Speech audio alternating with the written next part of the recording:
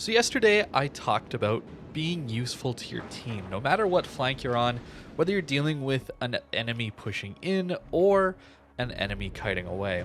In this case, we need to deal with an enemy team that is relatively strong on our flank, but if we run away, we're going to lose the game. Yesterday, I showed a video where running away was the right idea, trying to kite away and buy as much time for my team as possible. Well, in a similar way, we can buy time through using our massive HP pool as a battleship.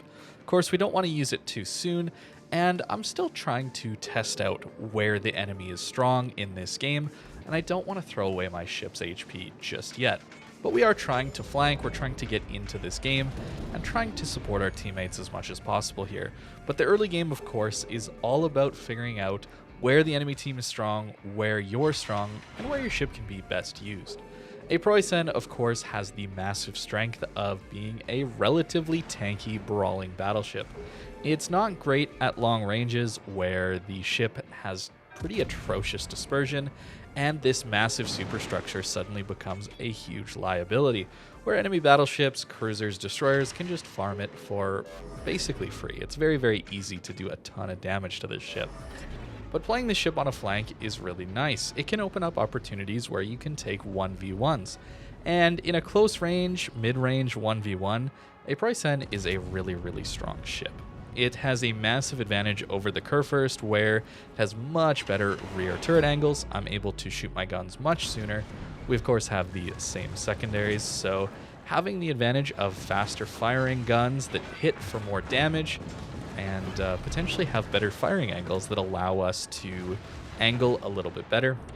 You'll notice in this case the Kurfurst is not willing to shoot his rear turrets at us, and that actually allows me to get into a kiting position. This turnout was relatively free for us, and well, his secondaries are going to light us on fire quite a bit. Our main guns do a lot of punching power, and we have a Yamagiri here to back us up in this case. But as we're playing this brawl out, look at the minimap.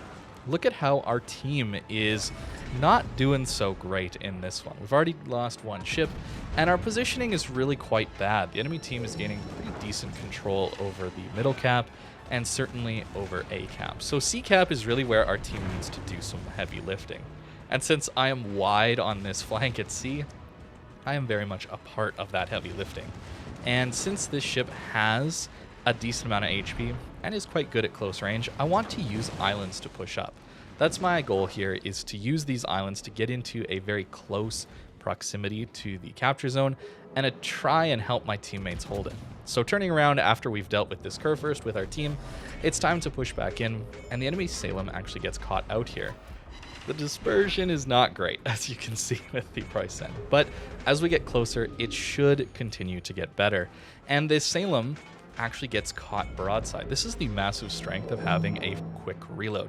Around 20 seconds is about the time you need as a battleship to catch a cruiser player in a turning out position. I would not have caught this Salem had I had a longer reload. It's a really massive strength where you can shoot at an enemy cruiser who's bow in, and before they're able to make a full turn, you're loaded again and can smash into their broadside. So using the islands to push up here, what is my goal? My goal is to create a distraction. The enemy ships that are pushing through here, the Republic, the Montana here, for example, they could very easily support their friendly ships in taking out our Napoli in the B cap. Our Napoli is played so aggressively that he's on the enemy's flank, or on the enemy's side of the map, in fact, and doing a good job of trying to clear that side of the map for us. So in me being here and taking all these shots from the Republic, the Sherman, as you can see, is in smoke trying to farm us, the enemy Salem and the Yamagiri on the complete 9-10 line, they can't really do much against our Worcester, our Napoli, and our Gearing, who hopefully, with the carrier's support, are going to be able to take out the Conqueror and the Ragnar. That's my hope, at least, that I can be a distraction. We've made it to an island here. I often talk about these as miniature checkpoints, but you'll notice that if I had run away from this situation, I don't think the enemy Montana and Republic would have pushed in as aggressively. I could be wrong, but I do think in me pushing this hard and this close to this cap, it's almost worked like bait to catch the enemy team. pushing in to try and finish me off here. They certainly were in an advantageous position. Fortunately for me, my friendly Colombo and Ohio do push up a little bit with me, although they are under the constant fire of the enemy since they're really not hiding behind islands like I am in this kind of scenario. We've used up most of our healing. In fact, we only have one left in this scenario, so we got to manage that to the best of our ability. 140,000 damage is a pretty solid result already, but delaying the enemy team as much as possible here is the name of the game. You'll notice the carrier is focusing on that Conqueror and Ragnar, so if we can even manage to trade 1-for-1 with this Montana as he pushes in, not the best salvo, but 4 guns, German dispersion at close range in a thunderstorm, not going to do so well. Fortunately, the Monty shoots our bow. If you're wondering, the Montana should have shot up into my superstructure. He probably would have done 15 to 20,000 damage there. And our friendly ships managed to finish off this Montana. And as this Monty is dying, the enemy Republic is going to push in as well. So this bait, I think, has worked out quite well for us. The enemy Conqueror is nearly dead on the other side of the map, and it's okay if I actually end up going down here, alongside a couple more of our ships even. We're going to have so much map control. As you can see, once the Conqueror goes down, and the Ragnar is getting on low HP as well as he just popped up, the enemy team is stuck in this corner of the map. And, well, that's going to be a relatively easy victory for us. You'll notice I managed to Citadel a Republic at close range. That ship can have some serious black hole armor. What you need to do is actually aim for underneath the turrets. That's where you can actually reliably Citadel a Republic. Doesn't matter, front or back turret. If he's showing enough side that you're not going to auto bounce off of the 32 millimeters of armor, as we get some just atrocious dispersion, you can actually Citadel a Republic relatively consistently, assuming the guns go where you want to. But again, up to 190 or 180,000 damage here, and we're still doing a decent job of holding off the enemy team. The Sherman is still in basically the same area he was, trying to farm us out, and he's probably going to get us eventually. Unfortunately, the Republic does manage to temporarily knock out one of our turrets, so we have to push out of here if we want to kill this Republic, since I don't really have the turret angles to fire on him. Looking back on it, maybe there was a chance I should have just reversed and tried to stick it out in a 1v1 against him, but in the moment I decided to push out, get a few of my secondaries online, and finish him off with my front guns. You'll notice how much map control we have. The Sherman is stuck behind an island at sea, the Salem and the Yamagiri are stuck all the way on the 9-10 line, and our team has done a great job of taking out the Conqueror, and all that's left really are a few destroyers on very, very low HP.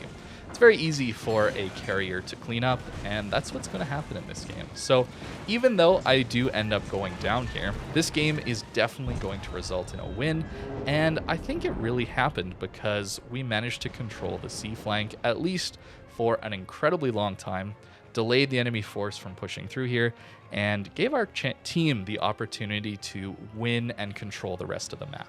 As for the build on the Preussen, I've kind of settled into a bit of a hybrid build.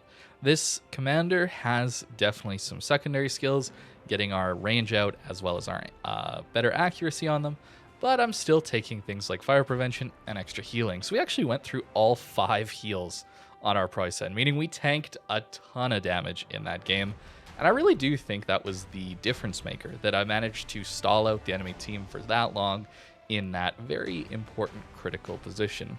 And as far as upgrades go, this is where it's more of a hybrid build. I'm taking aiming systems instead of secondary battery mod 1, and I'm also taking gun battery mod 3. The Preussen has, well, 457s with a 21-second reload.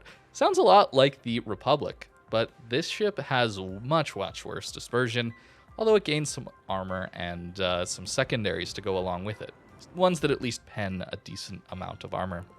And I do think it's very interesting if you look at yesterday's video and this video, both matches where we had to play very differently, but what we did was we tried to support our team and did our very best to delay the enemy team, buy some time for our team to control the rest of the map, and that resulted in some pretty good victories.